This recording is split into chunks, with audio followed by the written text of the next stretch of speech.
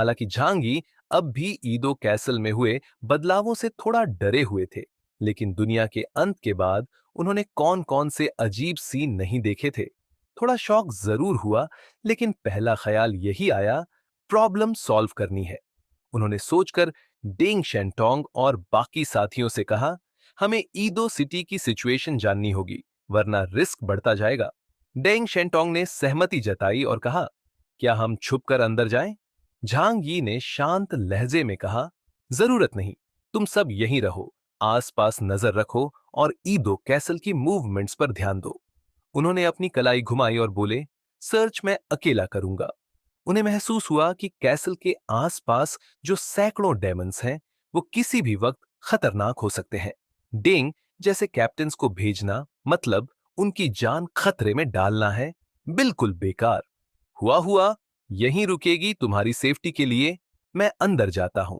सबने सहमति में सिर हिलाया। झांगी की सर्वाइवल स्किल्स पर किसी को शक नहीं था। उन्होंने अपने पावर्स यूज करके फिर से ईदो कैसल में एंटर किया। इस बार उन्होंने डायरेक्ट ईदो टीवी टावर का रुख किया।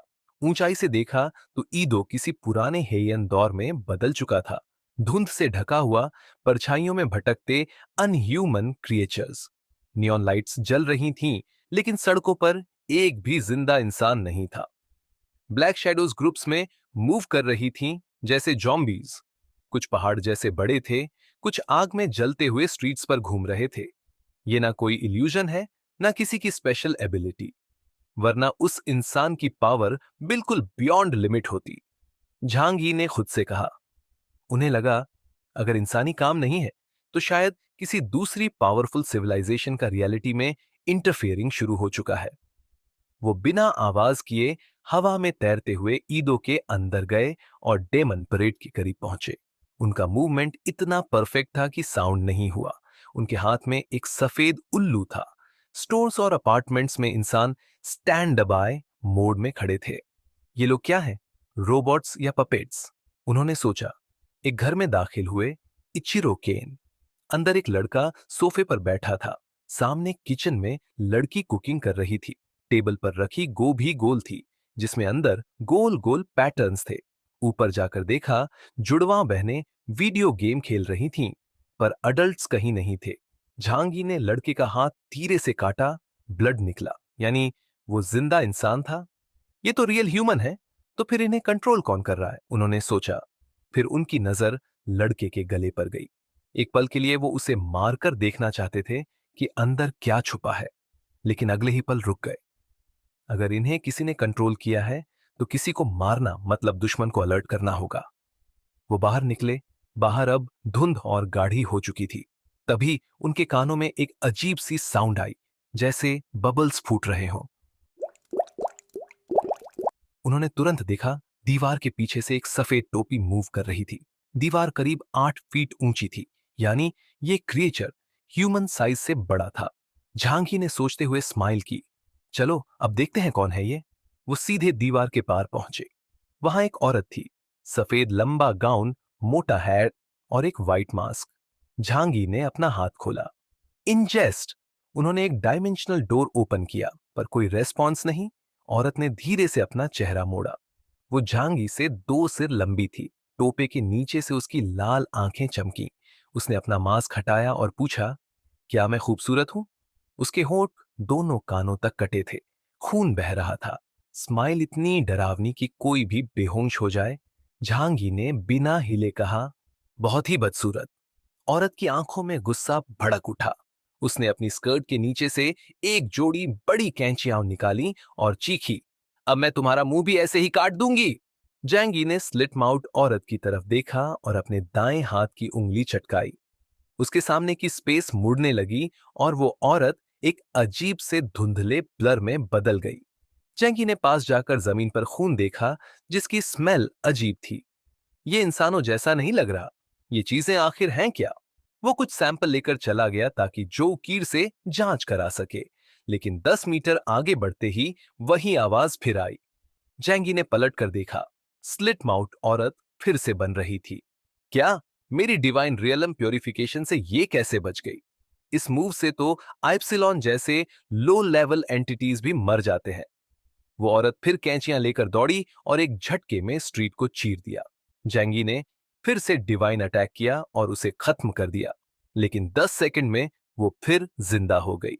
लगता है ये रूल बेस्ड एबिलिटी यूजर है, चाहे जितनी बार मारो वो फिर से जिंदा हो जाती।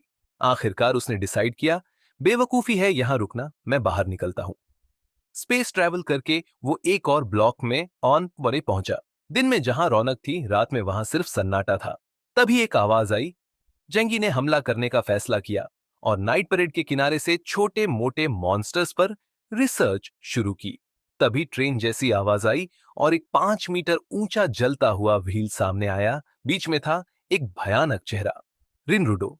इंटेलिजेंस सिस्टम ने तुरंत अलर्ट किया, यह है जापान का लेजेंडरी मॉन्स्टर रिनरुडो। व्हील से आग निकली, पर जैंगी ने डायमेंशनल गेट खोलकर सब अग्नि निगल ली। फिर फुल काउंटर अटैक।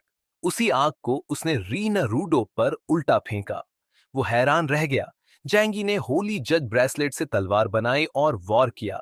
व्हील के 2 टुकड़े हो गए, पर कुछ ही देर में वो फिर से जुड़ गया। लगता है ये भी अमर है। नाइट परेड के ये सब प्राणी शायद अनकिलेबल हैं। वो फिर से वॉर करता रहा, लेकिन कोई फाइनल रिजल्ट नहीं मिला। इधर डेंग शेनाटोंग और टीम भी एडो कैसल के कोहरे के पास इन्वेस्टिगेशन कर रहे थे। बैली चांगचिंग ने झांगनान से सैटेलाइट लिंक लगाया। कोहरा इतना डेंस है कि ऊपर से कुछ भी नजर नहीं आ रहा, जैसे स्टार आइलैंड की फॉगी वैली। डेंग ने कहा, लगता है ये सब करीब 1 साल पहले शुरू हुआ, पर शुरू में सीरियस नहीं लिया गया। वूडी ने कहा, अगर ये सब रात में ही आते हैं तो दिन में सीधा डेमन कोर्ट पर अटैक क्यों ना करे। बैली ने उसके सिर पर मारा, इतना आसान होता तो कैप्टन अकेला ही काफी था। बाई चुनियू ने भी टोका, शोर मचाकर दुश्मन को अलर्ट करना बेवकूफी है। और याद रखो, हमेशा हम्बल रहो, ताकत बहुत है, पर दुनिया में ऐसी चीजें हैं जो तुम समझ भी नहीं सकते। और पिछली बार क्या हुआ था, वो भूले तो नहीं। बाई चुनियू की बात सुनकर वूडी को तियानहाई सिटी में ब्लैक रोप टीम की जानलेवा लड़ाई और उसके बाद एक्लिप्स मून ऑर्गेनाइजेशन को खत्म करने की याद आ गई। वो थोड़े परेशान से लगे और सिर खुजलाते हुए बोले, क्या झंझट है। लेकिन इससे ज्यादा कुछ नहीं कहा। पास ही विशाल हुआ जमीन पर बैठा था। उसके मुलायम पर के अंदर जो केयर, यांग शिनशिन और बाकी लोग आराम कर रहे थे। फैटी शू, अंकल यो और लियांग युए हाथ में वेपन लेकर पहरा दे रहे थे। डेंग शेंटोंग ने हुआ की गोद में बैठी ब्लैक कॉम्बैट यूनिफॉर्म पहनी प्यारी सी यांग शिनशिन को देखा और मन ही मन कुछ सोचने लगे। यांग शिनशिन की मौजूदगी ज्यादातर लोगों को पता नहीं थी। वो सीधे फाइट में कभी शामिल नहीं हुई, इसलिए टीम में ज्यादा नोटिस नहीं ली जाती। पर डेंग शेनाटोंग जानता था कि वह झांग यी के सबसे इंपॉर्टेंट थिंक टैंक में से एक है। उसने यांग शिनशिन पर रिसर्च किया था और उसकी माइंड पावर से वाकिफ था। वो आगे बढ़ा और पूछा, मिस यांग, करंट सिचुएशन पर आपका क्या कहना है। यांग शिनशिन ने कोल्ड टोन में सिर उठाया। उसकी ब्लैक आईज में कोई वार्मथ नहीं थी। मिशन आपने इनिशिएट किया है, तो अब पूछने की जरूरत क्यों। उसकी हार्श बातों से डेंग शेंटोंग थोड़ा अनकंफर्टेबल हुआ। मैं मानता हूं कि मेरी इंटेलिजेंस रिपोर्ट में कमी रही, उसने कहा। यांग शिनशिन ने हल्की सी स्नब करते हुए कहा, 2 ही पॉसिबिलिटीज है। डेंग शेनाटोंग चौंक गया और पूछा, ओह, बताइए जरा। फर्स्ट एडो में कोई बहुत ही पावरफुल एलियन आ चुका है। एबिलिटीज की रेंज देखकर लगता है कि ये हाई लेवल इप्सिलॉन है। असली स्ट्रेंथ कितनी है, ये तो भाई के रिटर्न करने पर पता चलेगा। डेंग शेनाटोंग ने सिर हिलाया। नेमोन का एरिया छोटा है और झांगी ने पहले ही वहां के स्ट्रॉन्ग एलियंस को खत्म कर दिया था, तो नया पावरफुल एलियन होना अनलाइकली है। शायद कोलंबियन गैरिसन हो सकता है। और सेकंड पॉसिबिलिटी, यांग शिनशिन ने एक क्यूट सी यौन ली और बोली, सेकंड ऑप्शन है कि कोई नॉन ह्यूमन चीज सामने आई है। उसकी आईज रात में अजीब सी ग्लो करने लगी। डेंग शेनटोंग को झटका लगा। यू मीन जापान में भी कोई अंडरग्राउंड सिविलाइजेशन।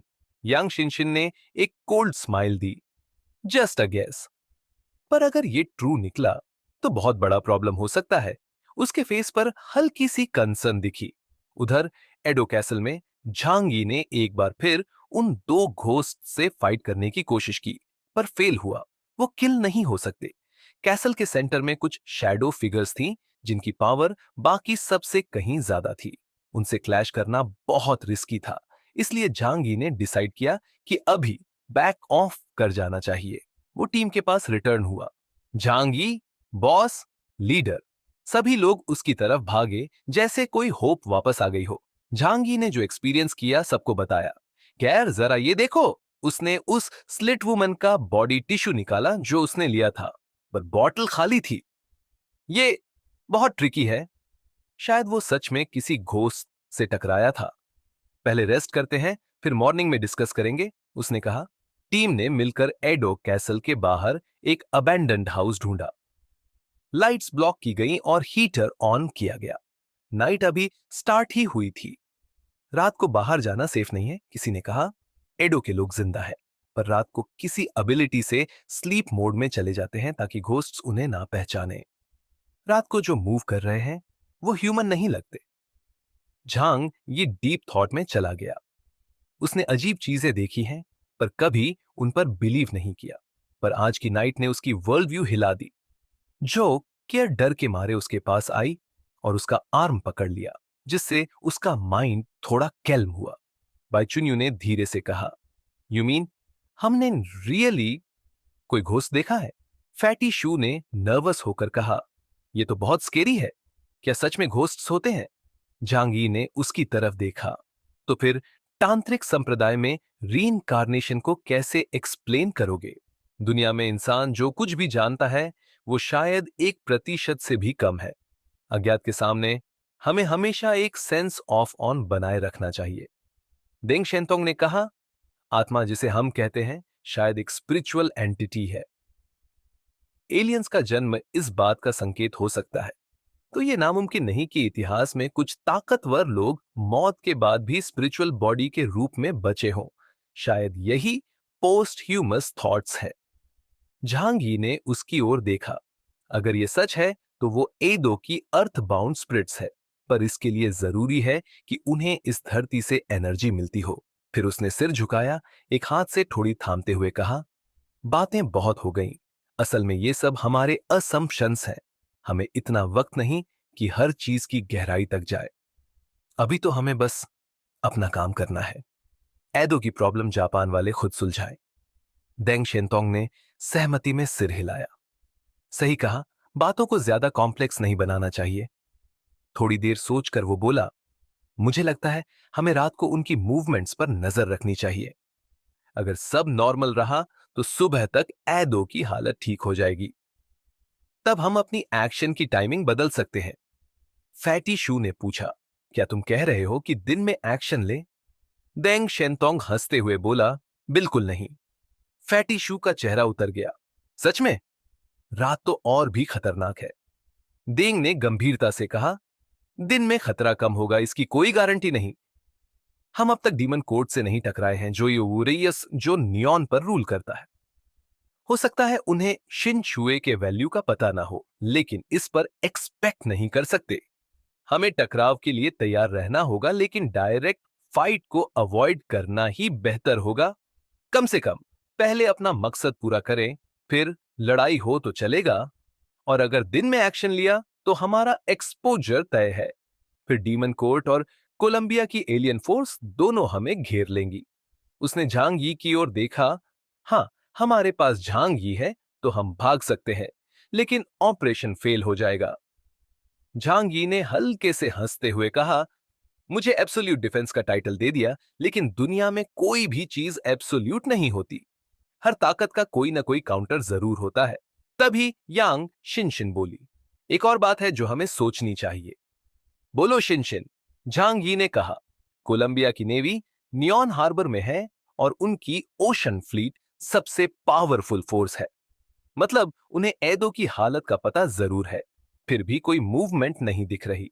डेंग ने गंभीर होकर कहा, क्या तुम कहना चाहती हो कि एदो इंसिडेंट के पीछे कोलंबिया का हाथ हो सकता है? झांगी ने धीरे से कहा, या फिर कोलंबिया ने जानबूझकर यह सब अलाउ किया है? कोई बहुत बड़ी साजिश है। यांग शिनशिन ने सिर हिलाया। अगर यह मिस्टीरियस रेलम से जुड़ा है और कोलंबिया को पता है, तो ये हमारे लिए खतरे की घंटी है। फिर उसने मुस्कुराते हुए कहा, पर जहां रिस्क होता है वहीं अपॉर्चुनिटी भी होती है। झांगी मुस्कुराया। मुझे लगता है मैं समझ गया तुम क्या कहना चाहती हो। शिनशिन उत्साह में बोली, भैया बताओ ना। वो पास आई और सब देख रहे थे कि कैसे शिनशिन का कोल्ड एटीट्यूड अचानक स्वीट में बदल गया। झांगी ने गंभीर होकर कहा, कोलंबिया नियॉन को एक पॉन की तरह कंट्रोल करना चाहता है। तो अगर यहां कोई अनकंट्रोलेबल ताकत होती तो कोलंबिया उसे कभी बर्दाश्त नहीं करता। मतलब जो भी ताकत है वो शायद कोलंबिया के कंट्रोल में ही है।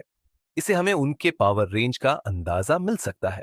कम से कम अभी के लिए झांगी के पास ओशन फ्लीट का मुकाबला करने की ताकत है। हाँ, पूरी फ्लीट को तबाह करना आसान नहीं, पर अकेले निकल जाना उसके लिए नामुमकिन नहीं।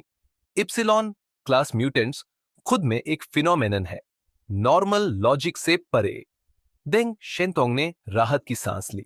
तो ऑपरेशन जारी रह सकता है। कल दिन में डालियांगडू म्यूजियम की तरफ बढ़ते हैं, पर अभी जल्दबाजी नहीं करेंगे। पहले सही मौका देखें और रिस्क कम रखें। झांगी ने सहमति में सिर हिलाया। देंग शेंतोंग मुस्कुराया, वाकई कैप्टन क्योस तुम्हारे लिए एकदम सही नाम है। झांगी ने आंखें घुमाई। तुम लोग हर किसी को निकनेम देने के पीछे क्यों पड़े रहते हो? देंग ने हंसते हुए कहा, क्या करे, तुम बहुत फेमस हो। ब्लिजर्ड सिटी में तो लड़कियां तुम्हारी लाइफ साइज डॉल्स खरीद रही हैं।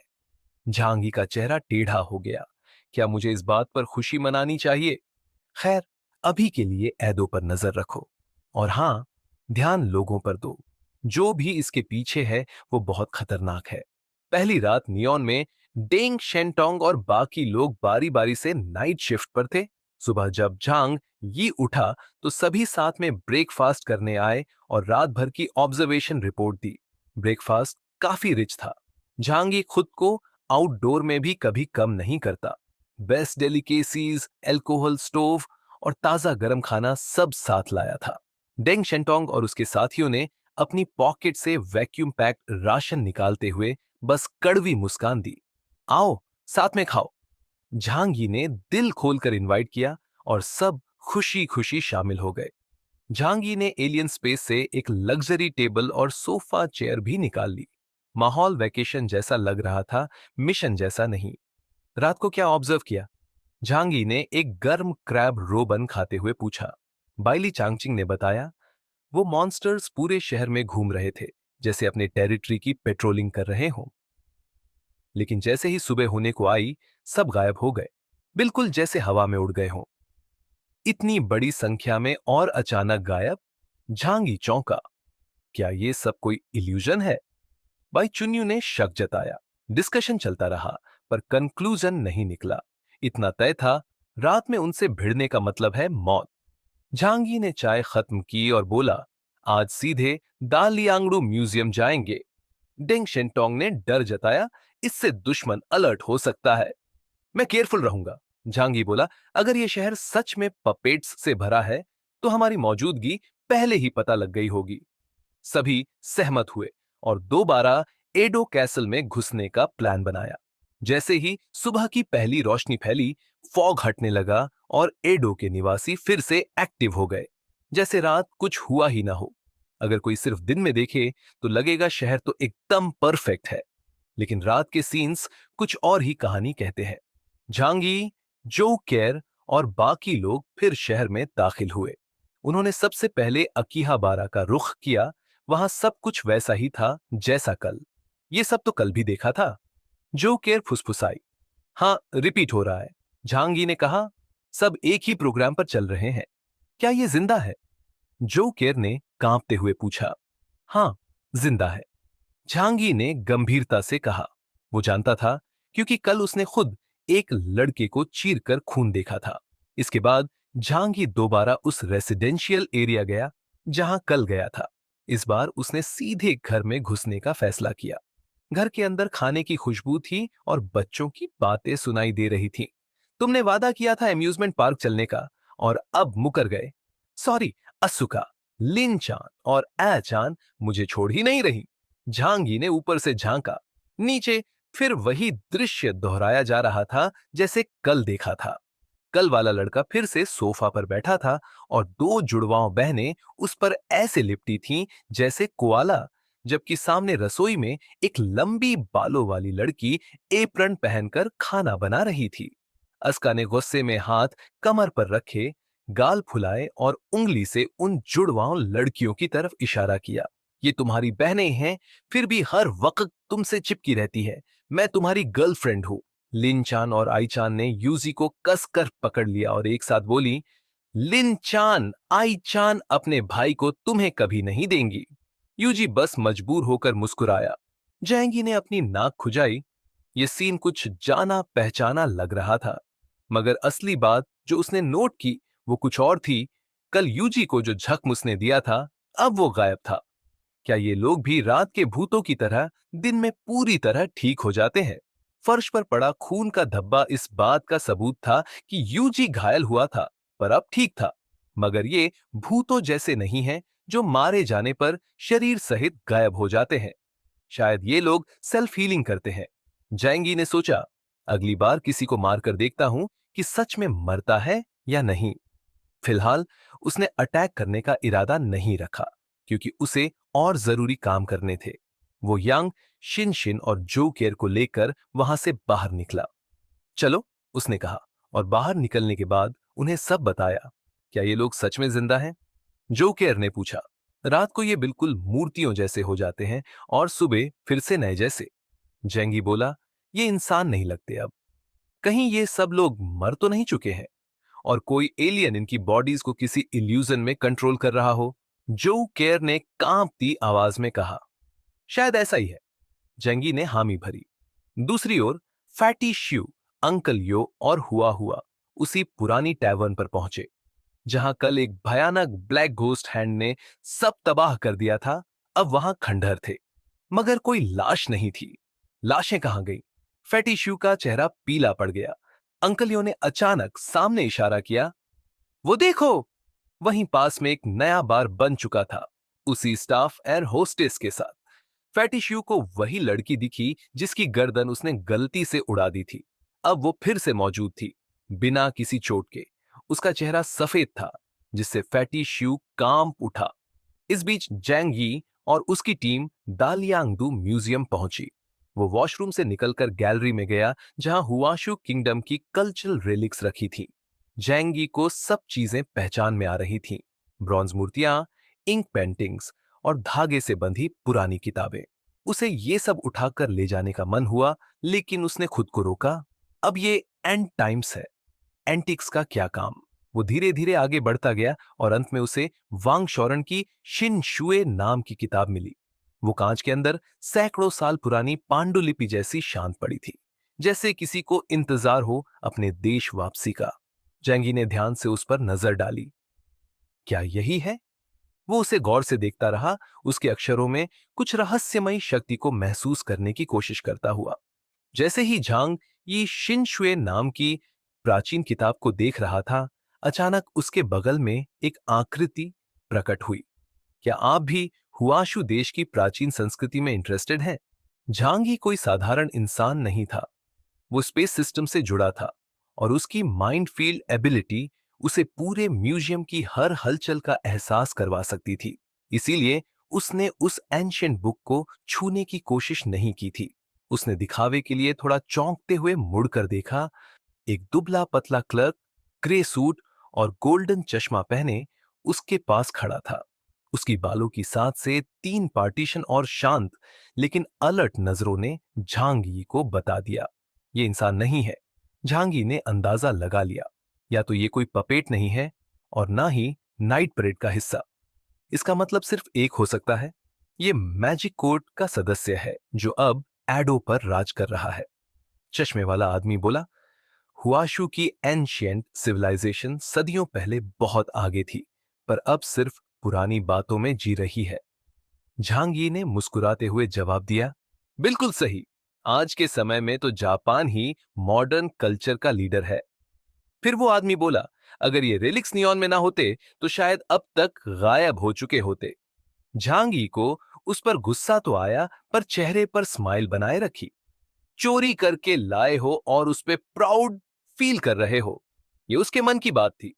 फिर वो आदमी बोला, ट्रेडिशनल चाइनीज बहुत कठिन है, तुम्हें कुछ आसान देखना चाहिए। वो झांगी को चाइनीज पवेलियन में एक डिस्प्ले की ओर ले गया। ये देखो, चाइनीज कल्चर को समझने का सबसे आसान तरीका। झांगी ने जैसे ही डिस्प्ले देखा, उसकी आंखें थोड़ी चौड़ी हो गईं।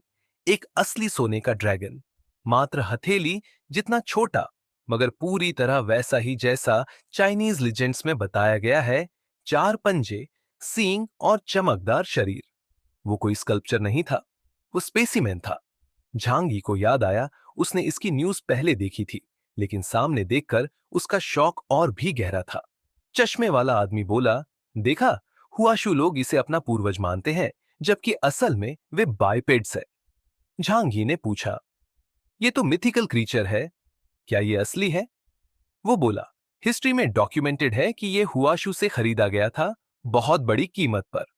फिर उसकी आवाज थोड़ी हैवी हो गई, जैसे मिथ्स के गॉड्स या रात में घूमते घोस्ट्स। अब ये सब इतना अनबिलीवेबल भी नहीं लगता। झांगी बोला, जैसे अभी के टाइम में। एग्जैक्टली, उसने जवाब दिया। झांगी की आंखें फिर से उस छोटे गोल्डन ड्रैगन पर टिक गईं।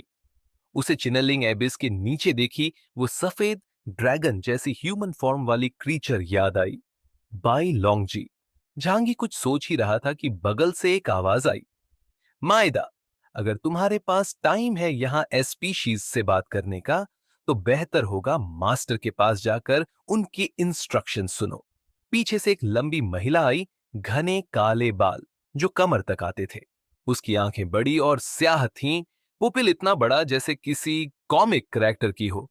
रियल लाइफ में ऐसा चेहरा अजीब होते हुए भी खूबसूरत लगता है। वो ब्लैक लेदर जैकेट पहने थी, जिससे उसका कर्वी फिगर साफ झलक रहा था। उसके बूट्स की टप टप आवाज पूरे म्यूजियम में गूंज रही थी। Growing people. झांगी को यह शब्द सुनकर दिलचस्पी हुई। उसे उन पपेट्स की याद आई जो रात को एक्टिव थे। दिन में वे आम इंसानों जैसे लगते थे, इमोशंस, ब्लीडिंग, सब कुछ। तो असली में ये रेस ऑफ पीपल क्या है? मायदा यूइचिरो ने पीछे मुड़कर देखा। मिस परगेटरी स्टार, आप यहां कैसे? वो पास आई, झांग यी की तरफ देखा तक नहीं। मास्टर ने कहा है कि हाल ही में ईदो में कुछ अनयूजुअल हो रहा है, तुम्हें ज्यादा बाहर पेट्रोल करना चाहिए। मायदा ने जवाब दिया, क्या बाहर से कोई एलियन अटैक का डर है? कोलंबिया वाले? परगेटरी ने सिर हिलाया। अब तक कोई कंफर्म इंटेल नहीं है, लेकिन मास्टर कुछ बदलाव महसूस कर रहे हैं। मायदा हंसा, कोई ईदो कैसल के पास आएगा भी तो सरवाइव नहीं करेगा। झांग ये सोच में पड़ गया। इतना कॉन्फिडेंस क्यों? क्या किसी मिस्टीरियस सिविलाइजेशन से मिली भगत है? अगर नियॉन और कोई रहस्यमयी सभ्यता साथ हो जाए तो वो खतरनाक कॉम्बिनेशन हो सकता है। अब उसे महसूस हुआ कि ये ट्रिप जितनी आसान लग रही थी उतनी है नहीं। शायद डेंग शेंटोंग ने कुछ छुपाया है। पर गेट्री और मायदा अभी भी बात कर रहे थे। दालियांगडू म्यूजियम में कुछ खास नहीं बचा। असली चीजें इमोर्टल माउंटेन में हैं। मायदा गुस्से में बोला, तुम नहीं समझती, ये कल्चर की फ्लेम है। अगर ये बुझ गई तो हम सिर्फ बर्बर बचेंगे। पगेट्री ने माथा पकड़ा, क्यों बना दिया तुम्हें डेमन कोड का कार्डर? मैं बस एलियन बना बाय चॉइस। मायदा बोला। फिर वो चली गई। उसकी चाल और फिट बॉडी बता रही थी कि वो क्लोज कॉम्बैट एक्सपर्ट है। झांगी ने नजर फेर ली, जैसे वो बातों में दिलचस्पी नहीं रखता। मायदा ने फिर कहा, अगर सब कुछ नॉर्मल होता तो मैं एक रिसर्चर होता। झांगी चुप रहा। स्पीशीज वाला रेफरेंस अभी भी क्लियर नहीं था। मायदा ने लंबी सांस ली। शायद बोलने का कोई फायदा नहीं, तुम तो बस एक सीड हो, रात दिन रीइंकार्नेशन में फंसे हुए।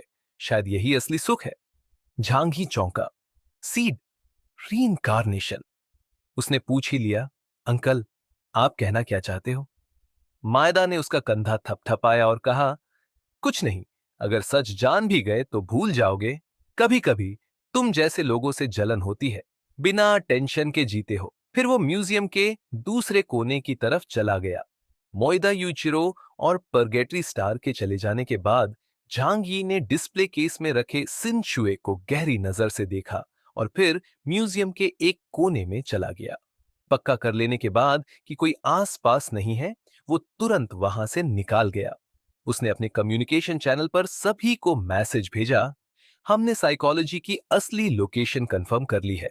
फिलहाल कोई अकेले मूव ना करे। रात होते ही हम एक्ट करेंगे। उसने मीटिंग पॉइंट भी फिक्स कर दिया, एक शांत सी लोकल रेस्टोरेंट। कुछ ही देर में डेंग शेंतोंग और बाकी लोग भी पहुंच गए। छोटी सी रेस्टोरेंट में सबके आने से जगह कम पड़ गई।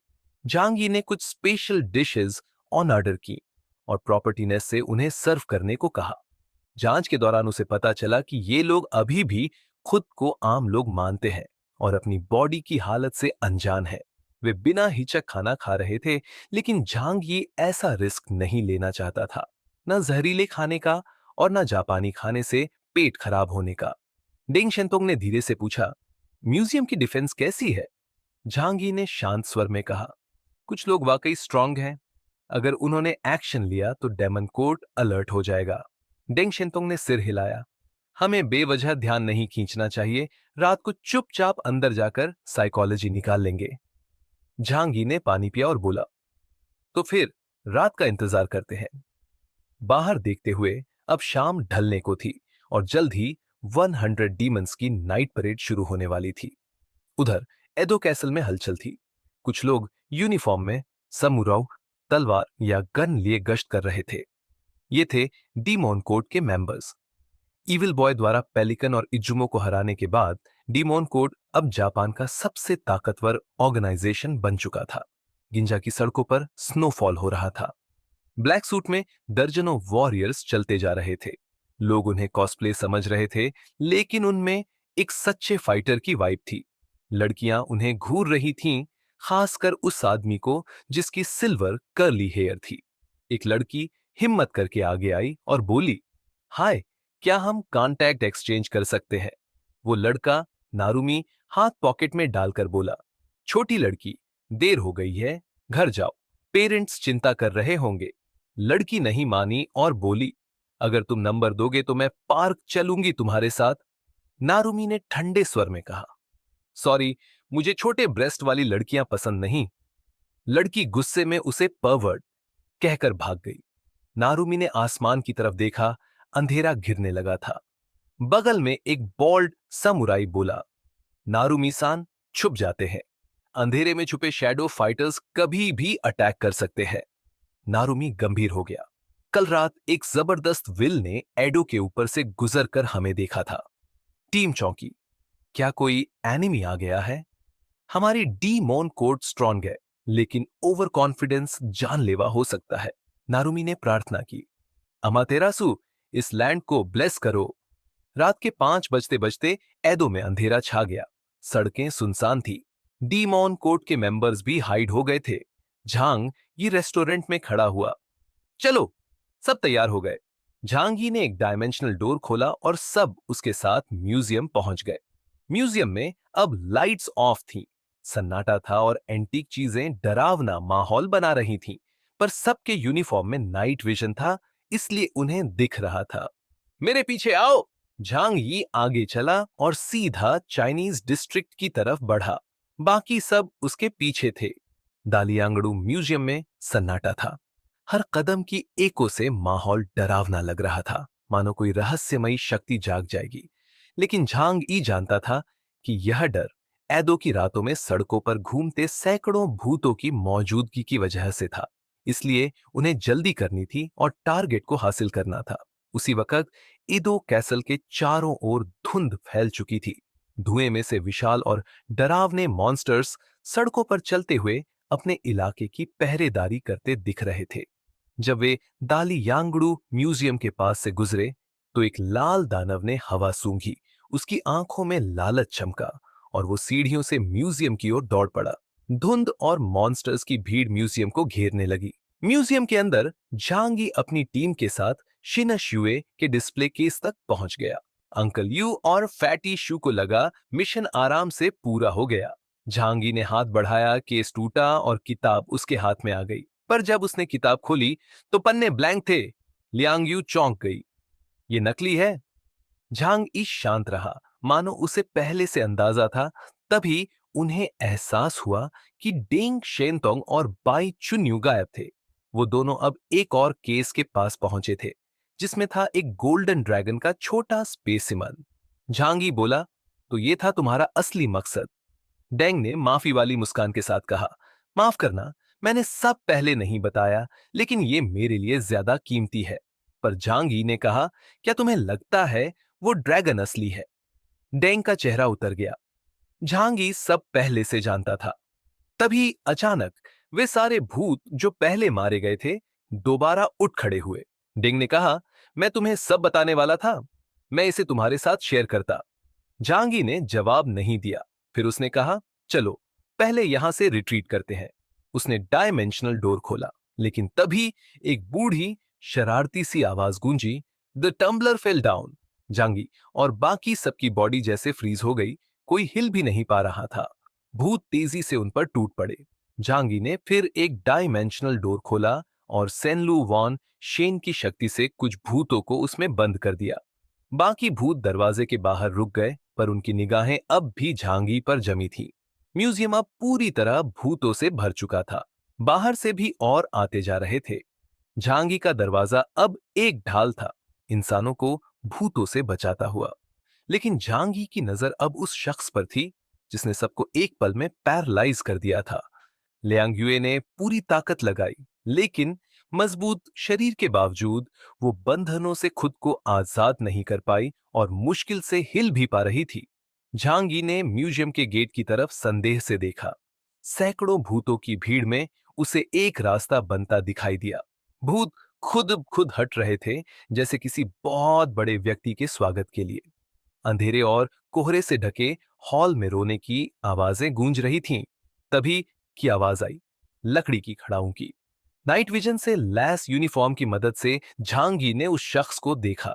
वो एक नाटे कद का बूढ़ा आदमी था, रंग बिरंगे किमोनो में, ऊंची खड़ाऊ पहने और कमर पर चमकदार म्यान में एक छोटी तलवार लटकाए। सबसे डरावनी बात, उसका सिर बहुत बड़ा था। स्लीपरी घोस्ट, छाया में छिपी यांग शिनशिन ने कहा, भैया, ये है नाइट परेड ऑफ 100 डीमंस का राजा, सारी बुरी आत्माओं का लीडर। झांगी का चेहरा सख्त हो गया। शायद यही है जो हमारी बॉडीज को कंट्रोल कर रहा है। अगले ही पल सबकी बॉडीज फिर से हिलने लगी। करीब 3 सेकंड के लिए ब्लैक चैरियट लेवल के एलियन को 3 सेकंड रोक लेना बेहद खतरनाक पावर थी। चारों ओर भूतों की संख्या और भी बढ़ने लगी। भागो! झांगी ने चिल्लाया, लेकिन तभी कोहरे से दो और शैडोज उभरी। एक लंबी नाक वाला, पंखों वाला राक्षस और एक सफेद ओनम्योजी लिबास में नंगे पांव युवक। जो भी हो, इनका इस किंग के साथ खड़ा होना बताता है कि ये भी कम नहीं है। झांगी को लगने लगा कि इनसे लड़ाई का कोई फायदा नहीं है। ये मारे नहीं जा सकते। टीम ने डायमेंशनल गेट की तरफ दौड़ लगाई, लेकिन तभी वो नाटा बूढ़ा आदमी हवा में लहराया और तलवार से झांगी के डायमेंशनल गेट को बीच से काट दिया। गेट टूटा नहीं, बल्कि दो हिस्सों में बंट गया और दोनों हिस्से अब भी एक्टिव थे। स्लीपरी घोस्ट ने फिर से छलांग मारी और झांगी पर हमला कर दिया। Sword in the tree! झांगी का ब्रेसलेट एक विशाल पौधे की तलवार बना, जो सैकड़ों कांटेदार बेलों में बदल गई। लेकिन स्लीपरी घोस्ट बहुत फुर्तीला था। उसने कई बेलों को चीर डाला और बेलें सूखकर जमीन पर गिर गईं। झांगी ने बेलों को काट दिया और नई बेलें तैनात की। अचानक उसने डिवाइन रियल्म प्यूरिफिकेशन एक्टिव किया। घोस्ट की बॉडी बंध गई और वो एक गोले में सिक उड़ गया। झांगी ने उसे जोर से लात मारी और दूर फेंक दिया। लेकिन तभी लाल लंबी नाक वाला टेंगू स्टाफ उठाकर खड़ा हो गया और पूरे म्यूजियम में भयंकर तूफान उठ गया। भूत उड़ने लगे, म्यूजियम हिलने लगा, लेकिन झांगी की डिफेंस अब भी मजबूत थी। दूसरी तरफ ओनम्योजी युवक ने रूप बदला। वो एक विशाल सफेद कुत्ता बन गया, जिसकी लंबाई सैकड़ों मीटर थी और गर्दन पर हरे नीले आग में जलते मोतियों की माला थी। 3 इप्सिलॉन! झांगी ने दांत भींचे। स्लीपरी घोस्ट फिर से कुत्ते के सिर पर बैठकर हंसता हुआ झांगी को घूर रहा था।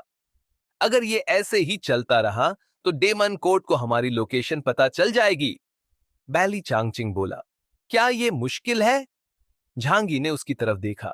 मैं इन तीनों को हैंडल करता हूं, तुम बाकी भूतों को रोककर रास्ता बनाओ। और बिना कुछ कहे झांगी सीधे उस तिकड़ी की तरफ दौड़ा। उधर डेमन कोर्ट ने ये सारा हंगामा दूर से देख लिया। ये नए लोग हैं, शायद हुआक्सु कंट्री से। मास्टर को रिपोर्ट भेजो। ईडो कैसल के आसपास के डेमन कोर्ट मेंबर्स अलर्ट हो गए, लेकिन कोई पास नहीं गया, क्योंकि इन भूतों का कोई ओरिजिन पता नहीं और इनसे टकराना मौत को बुलाना है। ये खबर जल्दी ही माउंट इमॉर्टल पहुंची। माउंट इमॉर्टल यानी माउंट फूजी नियॉन जापान का सबसे बड़ा प्रतीक और डेमन कोर्ट का मुख्यालय। वहीं स्थित है टेनशुगु मंदिर, जहां शिंटो धर्म का सबसे पवित्र स्थान है। और वहीं रहता है डेमन कोर्ट का लीडर, ईविल बॉय। अमर पर्वत किले का मंदिर। पीला बालों वाला एक दुबला और बेहद शातिर लड़का मंदिर में पालथी मारे बैठा था। उसकी नजर सामने लगे एक बड़े स्क्रीन पर थी।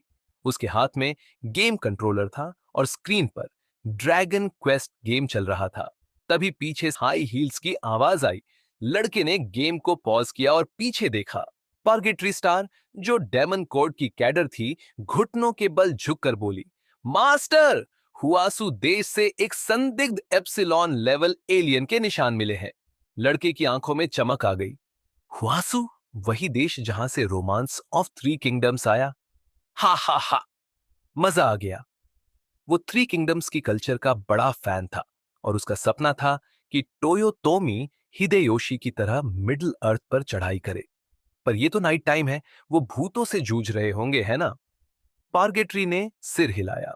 वो लोग द लियांगडू म्यूजियम में कुछ ढूंढ रहे थे। लड़का मुस्कुराया और फर्श की तरफ देखा, जहां कई चीजें बिखरी थीं। फिगर, तकिए, होली ग्रेल्स और एक क्रिस्टल बॉक्स में बंद सुनहरा ड्रैगन। मेरे खजाने को कोई छू नहीं सकता, पार्गेट्री बोली, पर हमें बाहरियों के खिलाफ एक्शन लेना होगा। लड़का हंसा। पहले उन्हें नाइट परेड ऑफ 100 डेमंस से निपटने दो, शायद हमें कुछ करने की जरूरत ही न पड़े। उधर द लियांगडू म्यूजियम तबाह हो चुका था। जहांगी हवा में उड़ता हुआ तीन भूत राजाओं को देख रहा था। तभी तेज बारिश शुरू हो गई। डेमन कोर्ट के जासूस तुरंत पीछे हट गए। झांगी ने हथेली में कुछ बूंदें ली। उनमें खतरनाक सुपरनैचुरल एलिमेंट्स थे, लेकिन उसका टॉप क्लास कैनलॉन्ग आर्मर उसे बचा रहा था। बारिश में एक छाता लिए भूत और एक कछुए जैसी पीठ वाला कप्पा प्रकट हुए। फिर अचानक एक सुंदर सिर जमीन से उसकी ओर आया, जिसके पीछे सैकड़ों मीटर लंबी गर्दन थी। झांगी ने गन निकाली और उसे हवा में उड़ा दिया। तभी नूरा इनुगामी के सिर पर बैठा हंस रहा था। दैतेंगु ने आसमान फाड़कर बिजली और तूफान नीचे गिराया, पर झांगी ने उसे अपने डायमेंशनल गेट्स में समा लिया। हमले की ताकत बस 13,000 पॉइंट्स के आसपास है। उसने जवाबी हमला किया, बिजली का तूफान भेजा। दैतेंगु उछलकर दूर जा गिरा। इनुगामी ने आग का कैनन चलाया, जिससे पूरी एडो कैसल 10 किलोमीटर तक तबाह हो गया। भूतों की बॉडीज जैसे कचरे की तरह बिखर गईं। अब नूरा ने अपने हाथ में ओनिकरी तलवार थामकर झांगी पर छलांग लगाई और एक सीधा वार किया। उसकी स्लैश में स्पेस डिस्टॉर्शन था। झांगी जानता था कि ये अटैक बिना नुकसान के कट करता है, पर रिस्क नहीं लिया जा सकता। उसने दो व्हाइट ऑल्स निकाले, हेलबर्ड ऑफ डिस्ट्रक्शन चलाने ही वाला था कि तभी उसकी बॉडी जाम हो गई। The tumbler fell down. अब वो ट्रिगर नहीं दबा पा रहा था। नूरा हवा में उछलकर उसके सिर पर तलवार लेकर आया और काट डाला। स्लाई घोस्ट की चाकू ने झांगी के स्पेस डोर को सीधे काट डाला और फिर उसकी बॉडी की तरफ बढ़ी। लेकिन चाकू पास भी नहीं पहुंचा था कि झांगी की आंखों से तेज सफेद रोशनी निकली। नूरा के चारों ओर की स्पेस अचानक से कोलैप्स हो गई। एक जोरदार फोर्स से बूढ़े आदमी की बॉडी हर दिशा से खींचकर सेंटर में आई और बास्केटबॉल जितने गोले में तब्दील हो गई। भले ही झांगी खुद हिल नहीं सकता था, लेकिन डिवाइन रियल में प्यूरिफिकेशन ट्रिब्यूलेशन चलाने के लिए उसे 3,000 मीटर के दायरे की हर चीज का सेंस होना काफी था। इनुगामी ने जोरदार एनर्जी इकट्ठा की और ब्लैक जलता हुआ मगाटामा बनाकर झांगी की तरफ फेंका। लेकिन वो एनर्जी सीधा झांगी की एलियन स्पेस में समा गई, बिना किसी हलचल के। 3 सेकंड बाद कंट्रोल खत्म हुआ। झांगी ने बिना वक्त गंवाए सपियर ऑफ डिस्ट्रक्शन छोड़ा। एक विशाल ब्लैक हेलबर्ट वॉइड से निकलकर स्लाई घोस्ट को उड़ा ले गया और वो दूर अंधेरे में गायब हो गया। इनुगामी फिर से अटैक करने ही वाला था कि पीछे से एक डरावनी आवाज आई। हुआ हुआ ने उस पर हमला कर दिया। उसने इनुगामी की गर्दन पर गहरा जख्म कर दिया। जांगी ने स्पेस शटल एक्टिवेट किया। उसके हाथ की तलवार से वॉइड की डार्क एनर्जी निकली और एक ही वार में उसने इनुगामी का सिर काट दिया। तीनों घोस्ट किंग्स खत्म हो चुके थे, मगर जांग ये जानता था कि ये अनडेड फिर से रिवाइव हो सकते हैं। चलो अब और देरी नहीं करनी है। दूसरी ओर लियांग युए और बाकी लोग सैकड़ों भूतों से घिरे थे। जैसे जैसे रात गहराई, एदो कैसल में और भी डीमंस भर गए। एक पहाड़ जैसा घोस्ट, एक राइट फेस्ड साधु, एक बर्फीली औरत और लोहे की छड़ी वाला एक आंख वाला मोंक, सबने हमला कर दिया। इन्वेस्टिगेशन टीम के लिए उन्हें बार बार मारना और फिर से रिवाइव होते देखना मुश्किल हो रहा था। हुआ हुआ और झांगी वहां पहुंचे और एक पावरफुल एनर्जी बीम से सबको राख कर दिया। डायमेंशनल डोर खुला। बिना कोई बात किए झांगी बोला, ऑपरेशन फेल्ड, रिट्रीट। डेंग शेंतोंग को बुरा लग रहा था, मगर वो समझ गया कि यहां रुकना बेवकूफी होगी।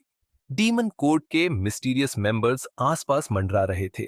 जांगी ने एक और डिवाइन प्यूरिफिकेशन मूव से 3 किलोमीटर की पूरी एरिया को साफ कर दिया। सभी डायमेंशनल गेट में चले गए। दूर से एक बूढ़ी हंसी फिर सुनाई दी। जांगी ने भवें तानी और सबसे लास्ट में गेट में घुसा। 4000 मीटर की स्पेस ट्रैवल के बाद भी नाइट परेड ऑफ 100 डीमंस ने उनका पीछा नहीं छोड़ा। जांगी ने सेनलुओ वॉन शियांग एक्टिवेट किया, जिससे वो और उसकी टीम डीमंस की मेंटल अटैक से बच सके। जैसे ही 3 सेकंड हुए, तीनों घोस्ट किंग्स फिर आ गए। द तेंगु और इनुगामी हवा में थे और नूरा ओनिकिरी लेकर कूदने वाला था। जांगी ने हाथ उठाया, 2 उंगलियां जोड़ी और उनकी तरफ इशारा किया। एक विशाल डिवाइन एनर्जी स्टॉर्म उठी। God's domain purification. स्पेस शीशे की तरह टूटने लगी और तीनों घोस्ट किंग्स उसकी चपेट में आ गए। द तेंगु की सारी हड्डियां चूर चूर हो गईं। इनुगामी मांस के पिघले ढेर में बदल गया और नुरा भी दब गया। दूर से देख रहे डीमन कोर्ट के लोग दंग रह गए। ये बाहर के लोग कौन हैं? एक ही बार में तीनों डीमन किंग्स को खत्म कर दिया। जांगी की एनर्जी अब खत्म हो चुकी थी। उसने फिर डायमेंशनल गेट खोला। चलो, सभी स्टंट थे।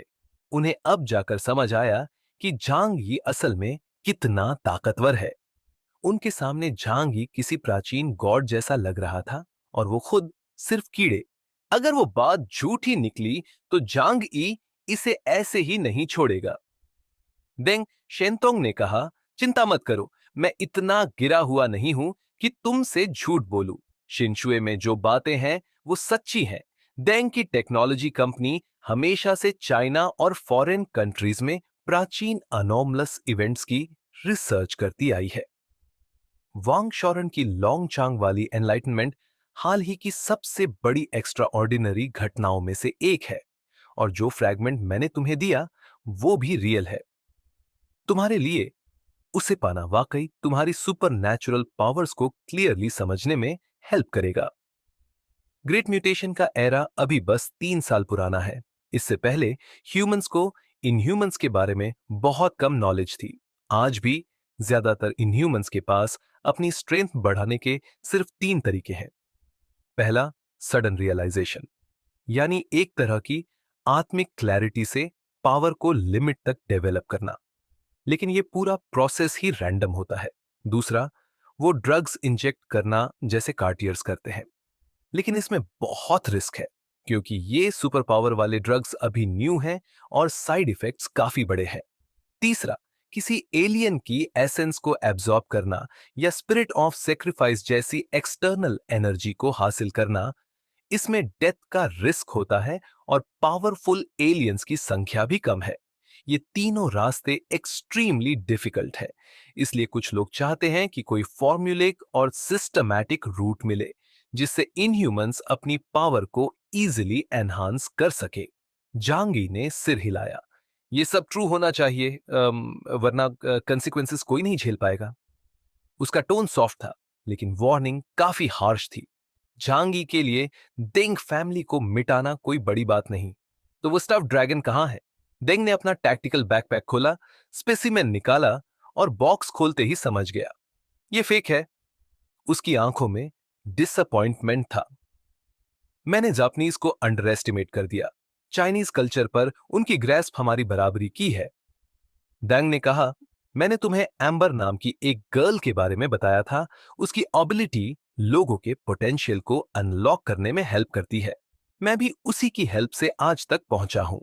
उसके पास ये एबिलिटी ग्रेट लियांगडू म्यूजियम में एक ड्रैगन स्पेसिमेन के कांटेक्ट से आई थी। झांगी की आंखें ब्राइट हो गईं। तो तुम सोचते हो कि अगर तुम्हें वो स्पेसिमेन मिल जाए तो तुम एप्सिलॉन का थ्रेशोल्ड क्रॉस कर सकते हो? डेंग बोला, मे बी, श्योर नहीं हूं, लेकिन ट्राई जरूर करूंगा। वो झांगी की ओर देखा। आंखों में जलन थी, पर चेहरे पर एक बिटर स्माइल। तुमने मुझे रियलाइज करवाया कि इस एरा में एप्सिलॉन से नीचे का हर एलियन एक एंट की तरह है। मैं भी तुम्हारी तरह बनना चाहता हूं। झांगी ने अपनी फिंगर्स मसलते हुए पूछा, वो एम्बर अब कहां है? डेंग ने सिर हिलाया। मैं जानता हूं तुम क्या सोच रहे हो, लेकिन एम्बर कोई इन्फिनिट यूज वाली इवॉल्वर नहीं है। अगर होती तो अब तक वो एक स्ट्रॉन्ग एलियन आर्मी बना चुकी होती। उसकी एबिलिटी सिर्फ स्पेसिफिक टारगेट्स पर काम करती है और उसके ट्रिगर कंडीशंस भी बहुत रेयर हैं।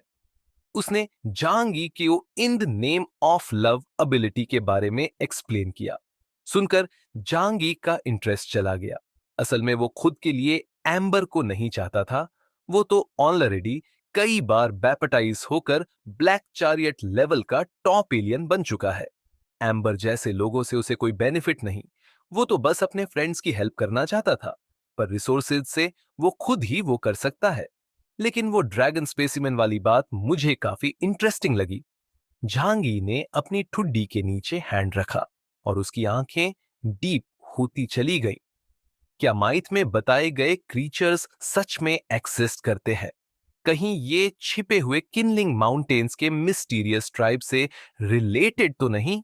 झांगी की बात सुनकर देंग शेंतोंग ने अंगूठा दिखाया। तुम सच में बहुत स्मार्ट हो। हाँ, मेरा ऐसा ही प्लान है। अगर हमें वो ड्रैगन स्पेसिमेन मिल जाए तो पहले उस पर स्टडी करेंगे। अगर उससे कोई असर नहीं निकला तो हम उसे किनलिंग माउंटेन्स के नीचे छिपे ड्रैगन क्लैन को दे देंगे। यही उसका ऑफिशियल स्टेटस है। डेंग ने एक्साइटमेंट से कहा, हमारी सालों की इन्वेस्टिगेशन से लगा है कि उनका इंसानों से कोई बैड इंटेंशन नहीं है। इसलिए शेंगजिंग लगातार उनके साथ कम्युनिकेशन की कोशिश कर रहा है। अगर हमें किसी स्ट्रॉन्गर सिविलाइजेशन से हेल्प मिले तो हुआसू दुनिया की सबसे पावरफुल कंट्री बन सकती है। झांगी हल्के से मुस्कुराया। फिलहाल तो ये थोड़ा दूर की बात लगती है, पर अगर वो रियल ड्रैगन स्पेसिमेन है तो मैं इंटरेस्टेड हूं। डिंग ने कंधे उचका दिए। माल तो अब शायद मूव हो चुका है और हमने उन्हें अलर्ट भी कर दिया है। अगला स्टेप डिफिकल्ट होगा। झांगी ने आंखें बंद कर सोचते हुए कहा, पहले तो हम अपनी मिलिट्री पावर से सीधे अंदो जाकर नियॉन को फोर्स कर सकते थे, पर अब हालात क्लियर नहीं है। अगर उन्होंने किसी दूसरी मिस्टीरियस सिविलाइजेशन से अलायंस कर लिया है तो हमें भी केयरफुल रहना होगा। ऊपर से कोलंबिया का ओशन फ्लीट भी वहां मौजूद है। किसी और रीजन से हेल्प लो, झांग ने कहा। ईस्ट चाइना सी रीजन बेस्ट रहेगा ताकि वो कोलंबिया को समुद्र से रोक सके, या फिर नॉर्थ वेस्ट रीजन जहां ली चांगोंग जैसे सुपर पावरफुल कमांडर है। बाइचुन्यू बोला, पर इतने बड़े रिसोर्स सिर्फ शिनशुए और ड्रैगन स्पेसिमेन के लिए यूज करना कॉस्ट इफेक्टिव नहीं है। हम तो चुपचाप चोरी करने का प्लान बना रहे थे, झांग बोला। अब चोरी का चांस तो गया, तो फिर छोड़ दोगे? डेंग ने गहरी सांस ली। बिल्कुल नहीं। ये मेरा इप्सिलॉन में प्रमोट होने का एकमात्र मौका है। वो हमारा नेशनल ट्रेजर है। नियॉन वालों को ऐसे नहीं जाने देंगे। झांग सोफे पर बैठकर सोचने लगा। उसके लिए रिस्क ज्यादा नहीं था। जरूरत पड़ी तो वो आसानी से पीछे हट सकता था, पर एक बात उसे डिस्टर्ब कर रही थी, ईदो की नाइट परेड ऑफ 100 डेमन्स। आखिर है क्या? अगर वो सच में किसी दूसरी सिविलाइजेशन का हिस्सा है तो उनकी स्ट्रेंथ कितनी बड़ी हो सकती है? अब लेट हो रहा है, आज आराम करो, मैं कल तक डिसाइड करूंगा। पर तुम तब तक ज्यादा इंफॉर्मेशन इकट्ठी करो। मुझे सबसे ज्यादा नाइट परेड और कोलंबियन फ्लीट की मूवमेंट की फिक्र है। डेंग ने चैन की सांस ली। झांग ने मना तो नहीं किया। रात को झांग ने यांग शिनशिन और जो केयर को कमरे में बुलाया। क्या मुझे यह मिशन छोड़ देना चाहिए? उसने पूछा।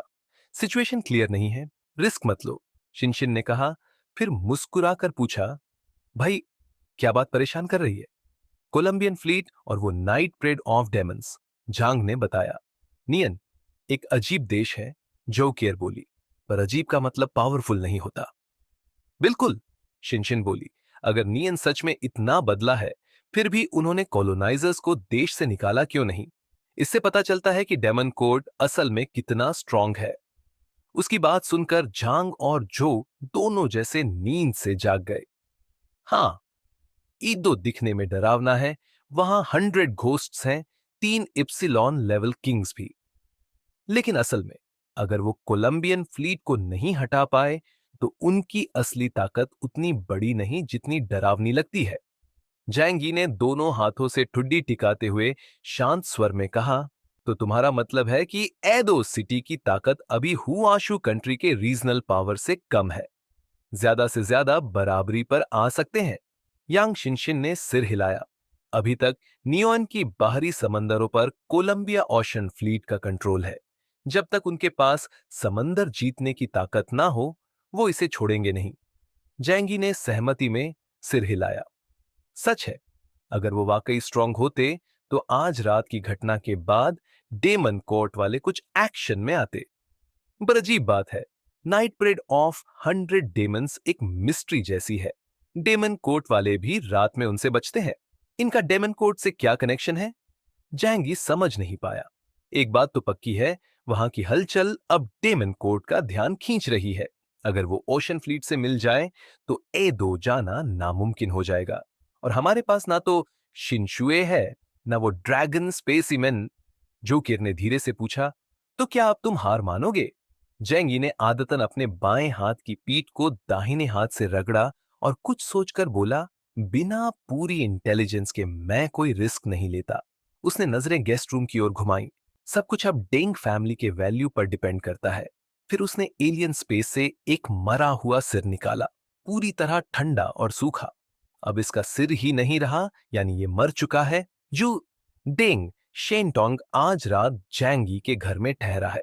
रूम ठीक ठाक है और उसे फैमिली वारिस जैसा ट्रीटमेंट मिला है। वो खिड़की से गिरती बर्फ देख रहा था, मन उलझा हुआ, लेकिन जैंगी की मौजूदगी से सुकून था। बाइचुन्यू पीछे से बोला, कैप्टन, लगता है जैंगी पीछे हटने वाला है। उसकी आदत ही है, बेनिफिट ना दिखे तो पीछे हटता है। डेंग ने कहा, पर हमें उसकी जरूरत है। पूरे हुआशु कंट्री में वो अकेला ऐसा है जो हमें रिजल्ट दिला सकता है। नियोन में घुसना आसान है, पर बाहर निकलना बिना जैंगी के नामुमकिन। बाई चुन्यू ने चिंता जताई। डेमन कोर्ट और ओशन फ्लीट अगर मिल गए तो हम क्या कर लेंगे? और जो मिला वो तो नकली था। डेंग ने कहा, असल चीजें अभी दालियांगदू म्यूजियम में नहीं है। इसका मतलब वो इमोर्टल माउंटेन में होंगी। मतलब हमें डेमन कोर्ट के हेडक्वार्टर्स से भिड़ना होगा, और ऊपर से नाइट परेड भी, जिनकी डिटेल्स हमें नहीं पता। बाहर समंदर में ओशन फ्लीट भी बैठी है। अकेले कुछ नहीं कर सकते, सिवाय अगर। बाई चुन्यू रुका और कहा, अगर हम ब्लिजार्ड सिटी से मदद लें और बाकियों को भी मिलाएं। पर इससे नेशनल वॉर छिड़ जाएगी। डेंग ने मुट्ठी भींची। जब तक हमारे पास जैंग यी है, हमें किसी की मदद की जरूरत नहीं।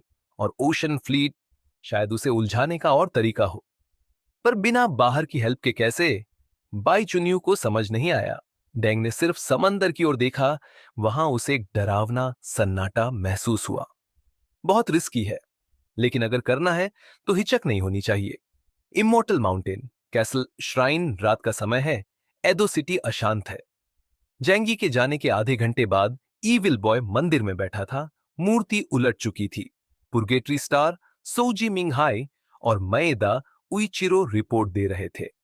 मास्टर, वो आदमी हुआशु कंट्री का इप्सिलॉन लेवल एलियन है, code name chaos. Evil boy ने सिर टेढ़ा किया। क्या वो स्ट्रांग है? मिंग हाई ने कहा, बहुत स्ट्रांग है मास्टर। मैदा ने चश्मा एडजस्ट किया। क्या तुम डर गए? मिंग हाई बोला, डेल्टा और एप्सिलॉन के बीच फासला बहुत बड़ा है। उनके पास एलियन एनर्जी कहीं ज्यादा होती है। सिर्फ आप ही उससे लड़ सकते हैं। ईविल बॉय ने मुंह चौड़ा करते हुए स्माइल की, जैसे चीरने वाला हो। काफी टाइम हो गया, कुछ किया नहीं। बताओ, क्या वो मुझे एडो कास्टल में हरा सकता है? पुर्गेटरी स्टार बोला, बिल्कुल नहीं मास्टर। सुबह जल्दी। झांगी उठकर ब्रेकफास्ट के लिए जा रहा था, तभी उसने देखा कि डेंग शेंटोंग कॉरिडोर में खड़ा है, जैसे उसका इंतजार कर रहा हो। तुम मेरा इंतजार कर रहे हो? झांगी ने पूछा। डेंग ने मुस्कुराते हुए कहा, माफ करना, पूरी रात नींद नहीं आई। कुछ नया बताने आए हो? झांगी ने चलते हुए पूछा। डेंग पीछे पीछे आया। वो चीज दलियांगडू म्यूजियम में नहीं है, पर इमॉर्टल माउंटेन में जरूर है। शिनशुए की नोटबुक और ड्रैगन स्पेसिमन हमारे लिए बहुत जरूरी है। मैं चाहता हूं कि तुम मेरी मदद करो। झांगी ने बिना मुड़े कहा, कुछ टाइम है तुम्हारे पास मुझे कन्विंस करने के लिए, वरना ये प्लान यहीं रोक देंगे। डेंग बोला, दुनिया में आर्म्स रेस कभी रुकी नहीं। पहले इलेक्ट्रॉनिक्स और स्पेस में थी, अब आइस एज के बाद एलियन पावर्स पर फोकस है। अगर हम स्ट्रांग नहीं बने तो पीछे रह जाएंगे। हमारे एंसेस्टर्स ने आइसोलेशनिज्म की कीमत चुकाई थी। जांग यी ने पूछा, तो इन दोनों चीजों की वैल्यू हमारी सोच से भी ज्यादा है? डेंग बोला, एक लीजेंडरी सेंट की पर्सनल नोट्स और एक मिथिकल ड्रैगन की स्पेसिमन, क्या ये काफी नहीं? झांगी की आंखों में सीरियसनेस आ गई। उसने वांग शॉरन की एक पेज पढ़ी थी, जिसने उसे काफी बेनिफिट दिया। लेकिन यह सिर्फ एक बहाना है एडो जाने का। रियल रीजन चाहिए, वरना मैं अकेले ओशन फ्लीट और डीमन कोर्ट से नहीं भिड़ सकता। डेंग बोला, ओशन फ्लीट को डिस्ट्रैक्ट करने का तरीका मेरे पास है। झांगी चौंका, तुम्हारे पास सॉल्यूशन है? डेंग फैमिली को मैंने अंडर एस्टिमेट कर दिया था। डेंग मुस्कुराया, डायरेक्ट नहीं, लेकिन surround way to save Zhao, समझते हो ना? झांगी ने पूछा। बोलो सीधा, डेंग ने कहा। शिंगदाओ वुगु में सिचुएशन सीरियस है। वहां की पॉइजनस मिस्ट फैल रही है। ओशन फ्लीट उस जगह से डरता भी है और लालच भी रखता है। अगर हम वहीं कुछ करते हैं तो वो लोग मजबूरी में वहां जाएंगे। झांग ये गंभीर हो गया। ड्रैगन किंग वहीं पर गिरा था और उसका फाइनल वार्निंग झांग ये नहीं भूला। मतलब कोई जानबूझकर शिंगदाओ को अनस्टेबल कर रहा है ताकि ओशन फ्लीट वहां बिजी हो जाए। डेंग ने सिर हिलाया। ईस्ट सी रीजन और ओशन फ्लीट ही क्वालिफाइड है वहां जाने के लिए। बाकी छोटे देश कुछ नहीं कर सकते। ओशन फ्लीट के टॉप फाइटर्स को रोकते ही हम इमॉर्टल माउंटेन में घुस सकते हैं और अपनी नेशनल ट्रेजर वापस ला सकते हैं। झांगी ने गहरी सांस ली। तुम्हें पता भी है ये कितना डेंजरस है? अंडरग्राउंड सिविलाइजेशन से छेड़छाड़ करना बहुत रिस्क है। चिनलिंग इंसिडेंट में जो हुआ था वो तुम्हें ठीक से याद भी नहीं। डेंग शांत था, फिर बोला, लेकिन पहले इम्पैक्ट कोलंबिया और साउथ ईस्ट कंट्रीज पर पड़ेगा, नॉट अस। टाइगर को वुल्फ पर छोड़ना बुरा आइडिया नहीं है। छांग यी ने ठंडी हंसी हंसते हुए कहा, तुम एरिस्टोक्रेट्स अंदर से बहुत रुतलेस हो। डेंग बोला, जब इन्वेजन शुरू हो ही चुका है तो क्यों ना इसे अपने फेवर में यूज करे। झांगी कुछ देर तक चुप रहा। इतना क्रेजी प्लान वो यूं ही एक्सेप्ट नहीं कर सकता था। चलो पहले खाना खाते हैं। ब्रेकफास्ट के समय डेंग चुप रहा। उसे पता था कि झांग यी को सोचने का टाइम चाहिए। सुबह 10 बजे झांग यी ने डेंग को बुलाया। चलो तुम्हें टियानहाई सिटी दिखाता हूं, शायद तुम्हें यहां की समझ नहीं है। झांग यी ने स्नो मोबाइल निकाली और डेंग को बिठाया। रास्ते में डेंग बोला, अब तो तुम्हारे रहते यहां सब शांत होगा। झांग यी ने कहा, शांति सिर्फ टेम्परेरी है। ये दुनिया अब बहुत ज्यादा डेंजरस होती जा रही है। अलग अलग सिविलाइजेशंस आपस में टकराएंगे। मुझे स्ट्रांग बनना ही होगा ताकि जो मेरा है मैं उसे बचा सकूं।